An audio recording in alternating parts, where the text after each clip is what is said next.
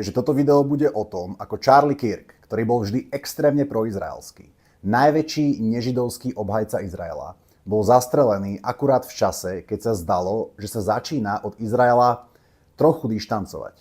Možno by ste čakali, že urobím video o tom, ako v čase pred jeho smrťou začal kritizovať Izrael za to, čo pácha v Gaze, pozval antisionistov vystupovať na svojich akciách, povedal, že Epstein je agent Mossadu, a dokonca kritizoval Trumpa, že zapojil USA do vojny Izraela s Iránom a povedal o ňom, že je plne kontrolovaný Izraelom. Keby som bol nejaký bláznivý konšpirátor, tak by som možno poukázal na to, že izraelský premiér Netanyahu, alebo výstižnejšie Setenyahu, nedávno ponúkol Kirkovi $150 miliónov ako úplatok, aby sa od nich prestal odkláňať a došiel na preškolenie do Izraela, ale Kirk tento deal a pozvanie odmietol. A keby som nielen konšpirátor, ale aj dezolát, tak by som asi mal potrebu povedať, že podľa Kirkovej blízkej kamarátky Candace Owens sa sionista a miliardár Bill Ackman pár týždňov pred Kirkovou smrťou Kirkovi vyhrážal, že musí prestať kritizovať Izrael a platformovať antisionistov ako napríklad Tuckera Carlsona. A keby som naozaj hnusný, odporný dezolát a dezinformátor,